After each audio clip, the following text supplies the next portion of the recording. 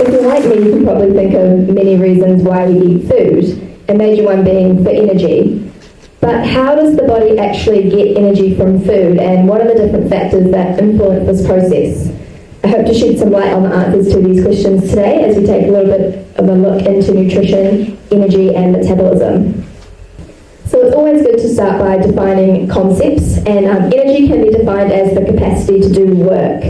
And I've put an image of some football players up here, obviously topical with the FIFA Women's World Cup, but also it's a sport that I've recently taken up and it's confirmed, yeah, that requires a lot of work.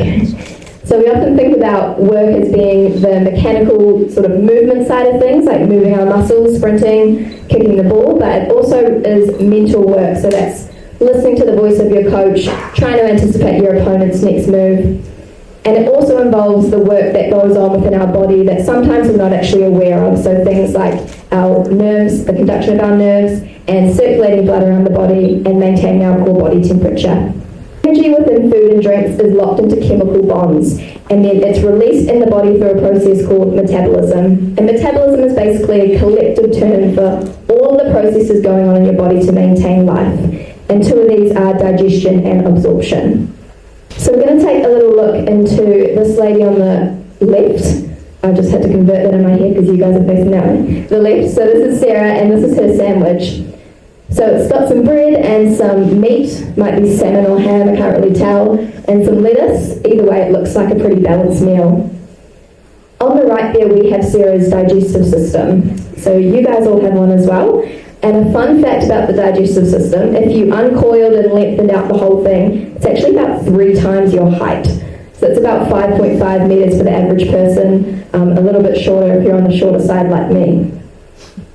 Now the process of digestion is actually really long and encompassing. It starts before you even eat. So as soon as you start to think about food, your saliva glands start producing more saliva, and your stomach starts contracting and producing more acid, so sort of anticipating that there's a meal to come. Once you chew your food and mix it with saliva, it travels down that long muscular pipe called the esophagus into your stomach, where it's mixed with lots of acid to break it down and some digestive enzymes there. Then it gets slowly released into this sort of light pink area at the bottom, which is called your intestines, and that's where it's met with lots of digestive enzymes and bile from organs called the pancreas and the gallbladder. And this is where all the nutrients from food and drinks are broken down to their smallest parts, and they travel across the intestinal walls into your bloodstream so that they can be used for energy. So when I talk about the smallest parts of food and drink, I'm talking about macronutrients. The energy from food and drinks comes within the form of 4 different macronutrients. So we've got fat, protein and carbohydrates, which are the essential macronutrients for humans, and then alcohol, which is considered non-essential, although some people in the audience may contest this. So we have energy that comes in the form of either kilocalories or kilojoules, whichever unit you want to work in. 1 calorie or kcal is equal to 4.18 kilojoules or kJ. As you can see there, not all macronutrients are equal in the amount of energy they provide. So fat, 1 gram of fat will provide the most energy at 9 kcal per gram, and then we get less as we go down to protein and carbohydrates. Now this is all complicated by the fact that very few foods are made up of 1 single macronutrient. So we have oil, which is purely made up of fat, and we have sugar, which is purely made up of carbohydrate, but more commonly foods will contain a mixture of the different macronutrients. For simplicity's sake, we usually like to group foods by what their dominant macronutrient is. So if you think back to that sandwich from the previous slide, the meat would be protein, the carbohydrates would be the bread and the lettuce, the bread providing more carbohydrate per gram, and then if there was a spread such as a margarine or butter, that would likely be fat. And then that sandwich may provide enough energy for someone's lunch, say Sarah, but it may not provide enough energy for someone else's lunch, say Sarah's son who's at school running around all day. And this is because we all use up or expend energy at different rates. So this slide kind of breaks down all of the components of our energy expenditure. Firstly, as you can see in that dark blue bar down there, there's a baseline amount of energy used up by your body when it's at rest to maintain basic processes such as the ones we talked about before, so circulating blood around your body, conduction of your nerves, and maintaining your core body temperature. So we call this the resting metabolic rate, or the RMR. You may have also heard it called the basal metabolic rate. This is just over half of your daily energy needs, and it remains relatively constant from day to day.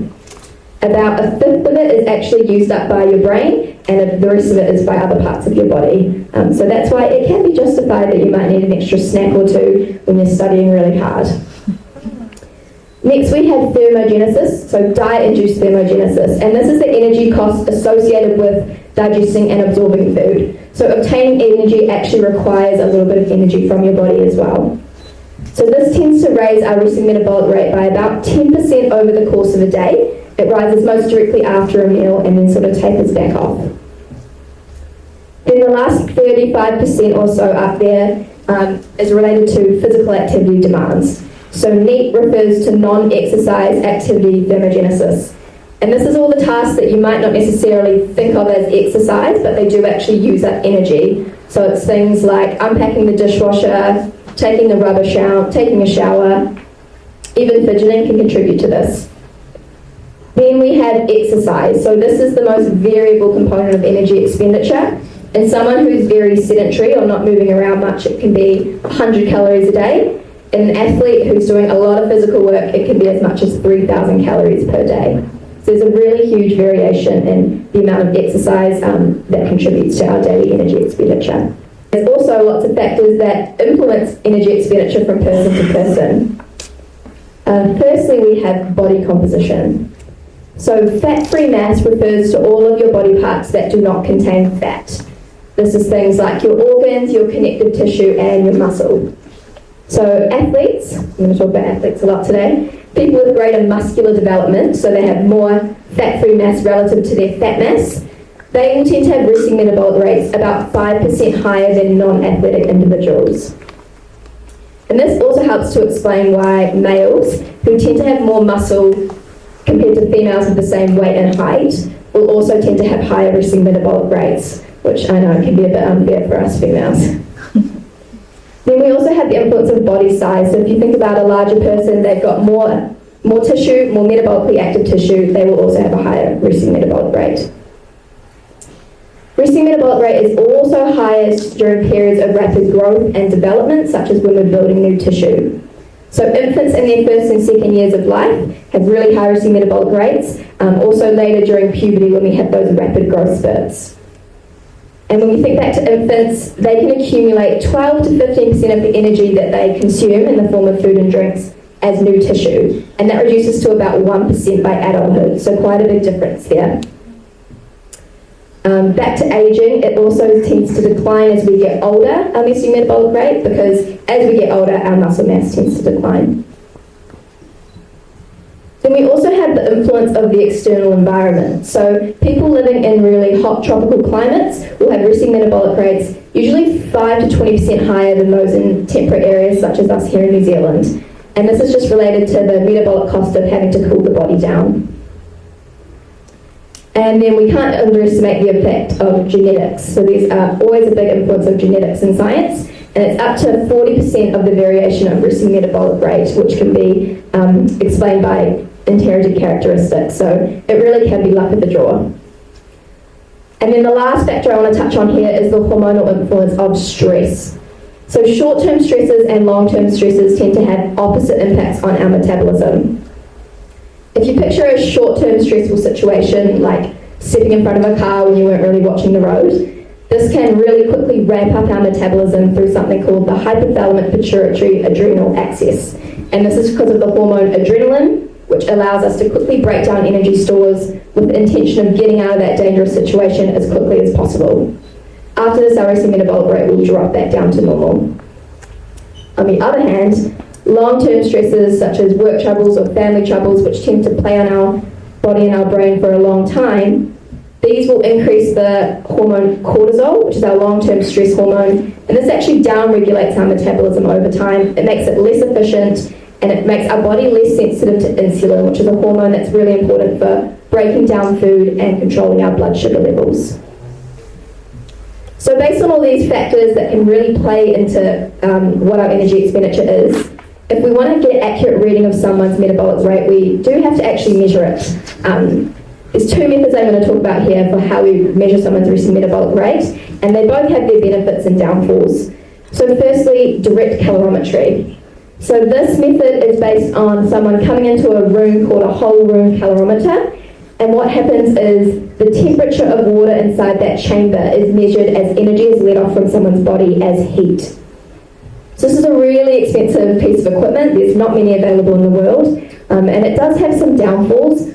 One being that the temperature of the room is controlled, so unlike a normal day of living where we're going into lots of different temperatures, the temperature remains constant. And unlike a normal day where we'll be going into lots of different environments, it's really constricted to what you can do within this room. But it is still considered the gold standard for measuring energy expenditure. More commonly, we'll use indirect calorimetry. So this method is based on the fact that energy is proportional to the amount of oxygen consumed and carbon dioxide expelled over a certain time period. So they will use equipment such as this mouth and nose piece to sort of measure these gases over 24 hours and then use equations to convert that into a measure of energy expenditure. And this is less accurate, but it does have some benefits in that it's more mobile and it's obviously a little bit cheaper to use. If we don't have any of this equipment available or we're a bit short on time, dietitians will also use predictive equations to estimate someone's resting metabolic rate. The equations I have on the board here are from the Henry-Oxford equation. So these are actually among the newer ones of what we have available, but they're from 2005, so a little bit dated.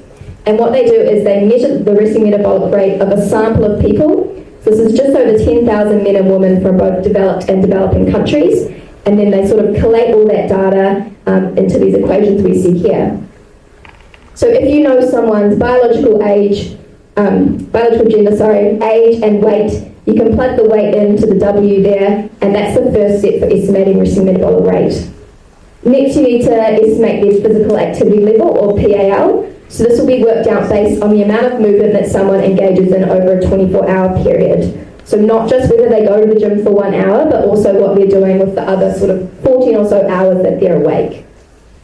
So if we think back to Sarah, she works an office job, but she also goes to the gym for 60 minutes after work. So you would estimate her physical activity level probably between 1.6 to 1.9, whereas if this was an athlete or a builder, it'd be up to 1.9 to 2.5. If it was one of the hospitalised patients that I'm working with in Whangarei, they'd probably be 1 to 2 because they're usually quite sick, bed or chair bound. So once you have all of those three, the resting metabolic rate, and we account for that 10% dietary-induced thermogenesis, we add on our physical activity level, we can estimate total energy expenditure across the day for a person, obviously knowing it's a little bit of inaccuracy and a little bit of unknowns there as well. So these equations and this equipment is all really useful in research settings and in patients who are sick and unable to regulate their own energy expenditure. But the good news is, for healthy individuals, you'll likely never have to use any of this because our bodies are actually really good at regulating our own metabolism. This is through our hunger and our satiety signals, and the body's sort of compensating and trying to get us back within a set range. So this is called set point theory, and what it proposes is that when your body is outside of the weight range where it tends to function optimally, it will try and influence your metabolism to get you back within that set point. So set point can shift over time. It can be influenced by things such as dieting when we're excessively restricting our energy. And it can also be influenced if we're not really fully aware of when we're hungry and when we're full and when we should stop eating. So what we do know is that not excessively restricting energy intake through dieting and being really mindful when we're eating, so not going on our phone or the TV or both, and not rushing between activities, actually sitting down to eat and digest the food properly is what helps us to get into that optimal set point range for our metabolism. All right, so to sum it all up, energy needs are highly variable. Yours are unique to you. So your plate probably looks completely different to your friends, your family, people in the restaurant next to you, and that's totally okay. It comes down to the fact that there's differences in your hormones, in your genetics, your body composition, and a whole host of other factors that influence how much energy you need on a daily basis.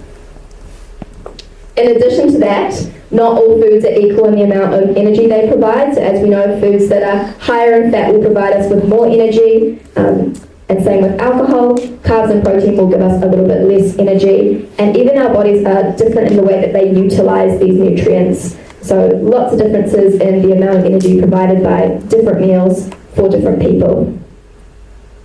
Usually, if we're able to mindfully eat and we're well in ourselves, we are able to regulate our metabolism, but we can use direct calorimetry, indirect calorimetry, and predictive equations if we need to sort of estimate someone's energy expenditure. We still have a really long way to go, though, in getting these accurate and having bigger population studies of metabolic rate to get those predictive equations a little bit more accurate. So this is a really exciting area and something that I love doing in my line of work. Thank you.